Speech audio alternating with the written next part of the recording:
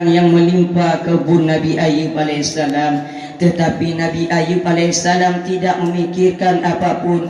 Nabi Ayub tetap berserah diri kepada Allah, karena bahwasanya Nabi Ayub tahu bahwa semua yang dimiliki Nabi Ayub bisa saja diambil kembali oleh Allah.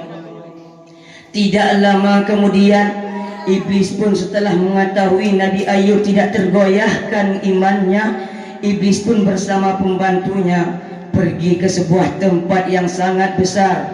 Tempat itu berisi di dalam tempat itu terdapat putra-putra Adam yang sedang berkumpul di dalamnya. Para iblis pun menggoyangkan tiang-tiang yang besar sehingga bangunan tersebut roboh dan putra-putra Nabi Ayub alaihissalam meninggal dunia. Nabi Ayub alaihissalam menangis karena melihat kejadian tersebut. Iblis pun mengira hal tersebut berhasil mereka lakukan kepada Nabi Ayub alaihissalam. Tetapi walaupun Nabi Ayub alaihissalam menangis, hati dan keteguhan iman yang dimiliki Nabi Ayub alaihissalam tidak pernah tergoyahkan. Beliau selalu berdoa kepada Allah. Hingga pada suatu ketika turunlah iblis bersama pembantunya untuk menaburkan sekujur baksil yang ada pada tubuh Nabi Ayub alaihissalam, sehingga Nabi Ayub alaihissalam menderita penyakit kulit yang menjijikkan. Tetangga-tetangganya pergi menjauh dari Nabi Ayub alaihissalam. Istrinya yang banyak pergi melarikan diri, tidak mau bersama Nabi Ayub alaihissalam. Nabi Ayub pun menderita penyakit tersebut selama 7 tahun. Hanya seorang istri yang bersamanya selama 7 tahun, yaitu Rahma. Rahma pun yang hidup bersama Nabi Ayub alaihissalam diusir oleh kaum ibu-ibu di kampungnya secara terang-terangan. Nabi Ayub dan Rahma pun pergi ke tempat pengasingan untuk tidak tersebar. Dalam keadaan sakit, Nabi Ayub alaihissalam tidak bisa berbuat apa-apa kecuali hanya mengingat kepada Allah dan membaca asma Allah. Nabi Ayub pun yang tidak bisa berbuat apa-apa, tidak bisa mencari makanan untuk Rahma. Terpaksalah Rahma yang harus mencari makan untuk Nabi Ayub alaihissalam.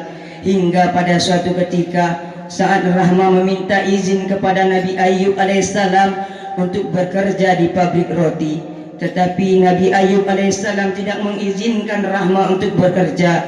Dengan keras hati Rahma pun pergi bekerja. Dengan melihat kejadian itu, Nabi Ayub pun berkata kepada Rahma, "Wahai Rahma, kelak jika aku sudah sembuh daripada penyakit ini, kau akan kucambuk 100 kali."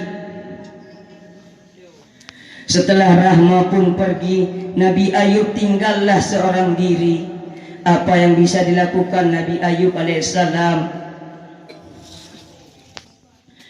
Pada suatu ketika Nabi Ayub alaihissalam berdoa kepada Allah. Allah pun menerima doa Nabi Ayub alaihissalam yang sudah mencapai puncak keteguhan dan keimanan yang dimiliki Nabi Ayub alaihissalam.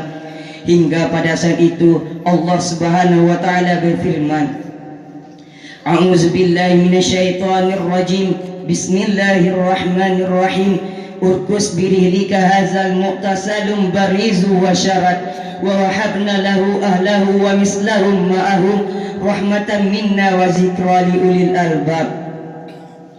Hentakkanlah kakimu wahai Ayub, inilah air yang sejuk untuk mandi dan minum, dan kami kumpulkan kembali keluarganya, dan kami tambahkan kepada mereka sebanyak mereka pula sebagai rahmat daripada kami dan pelajaran bagi orang-orang yang mempunyai pikiran. Quran surat As-Sad ayat 42 sampai dengan ayat 43. Setelah Nabi Ayub alaihissalam minum dan mandi dengan air tersebut, dengan izin Allah Nabi Ayub alaihissalam sembuh seperti sedia kala.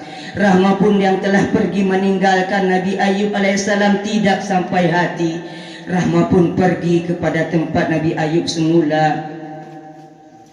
Dengan melihat Rahma yang sudah pergi, Nabi Ayub alaihissalam merasa senang karena Rahma yang ada di hadapannya telah datang.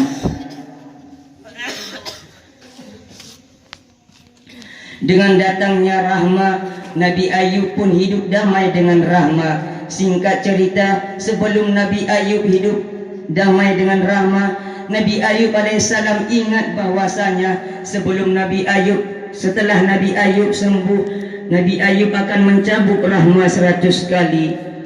Nabi Ayub pun kebingungan setelah mengucapkan hal tersebut. Allah pun memberi jalan keluar kepada Nabi Ayub alaihissalam. Allah menyuruh Nabi Ayub alaihissalam untuk mengumpulkan seikat rumput, kemudian dicambukkan 1 kali kepada rahmah. Setelah melakukan hal tersebut, Nabi Ayub pun hidup tentram dan damai, dan dikaruniai anak yang banyak. Dari pidato saya di atas dapat kita ambil kesimpulan, jika kita mengalami kesusahan, janganlah kita mengeluh, karena pada saat itu Allah Subhanahu wa taala akan menguji hambanya, apakah hamba itu sanggup bersabar dalam menghadapi ujian yang Allah berikan. Yang kedua, janganlah kita bangga terhadap pangkat dan martabat yang kita punya sekarang. Pangkat dan martabat yang kita punya itu hanyalah perhiasan dunia, karena kehidupan yang selama-lamanya hanyalah akhirat yang kelak. Karena kenapa? Karena iblis akan selalu menggoda anak Adam untuk selalu terjerumus kepada hal yang tidak baik. Mungkin hanya ini yang dapat saya sampaikan. Maklumlah umur saya masih seumur buah jagung, ilmu saya masih setipis kulit bawang. Akhirul kalam saya ucapkan, Assalamualaikum warahmatullahi wabarakatuh.